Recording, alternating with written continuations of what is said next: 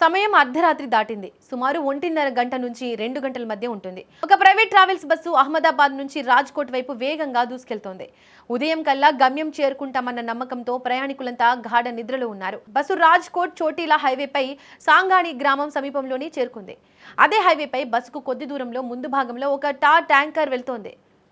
అంతా సవ్యంగానే ఉందనుకుంటున్న సమయంలో ఒక్కసారిగా ఒక పెద్ద శబ్దం. ఆ శబ్దంతో పాటే పెను విషాదం ముంచుకొచ్చింది. ముందు వెళ్తున్న ట్యాంకర్ టైరు అకస్మాత్తుగా పేలిపోయింది. ఆ వేగంతో టైర్ పేలడంతో ట్యాంకర్ డ్రైవర్ నియంత్రణ కోల్పోయాడు.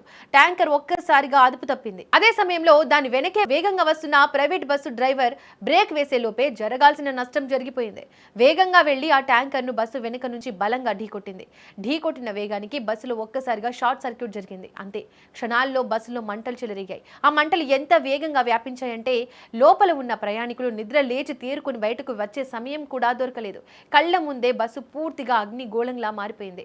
దురదృష్టవశాత్తు మంటల తీవ్రత ఎక్కువగా ఉండడంతో నలుగురు ప్రయాణికులు ప్రాణాలతో బయటకు రాలేక బస్సులోనే సజీవ దహనమయ్యారు.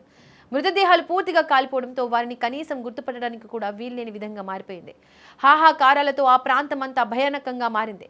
ఈ ప్రమాదంలో మరో 10 మందికి తీవ్ర గాయాలయ్యాయి. సమాచారం అందుకున్న వెంటనే పోలీసులు, అగ్నిమాపక సిబ్బంది ఘటనాస్థలానికి చేరుకుని ప్రాణాలకు తెగించి మంటలను అదుపు చేశారు. గాయపడిన వారిని హుటాహుటిన రాజ్కోట్లోని ఆసుపత్రికి తరలించారు. వీరిలో పలువురి పరిస్థితి విషమంగా ఉన్నట్లు తెలుస్తోంది. పోలీసులు ఈ ఘటనపై కేసు నమోదు చేసి లోతుగా దర్యాప్తు చేస్తున్నారు. కేవలం ముందు వెళ్తున్న వాహనం టైర్ పేలడం వల్ల జరిగిన ఈ ప్రమాదం ఎందరో జీవితాల్లో పూడ్చలేని విషాదాన్ని నింపింది.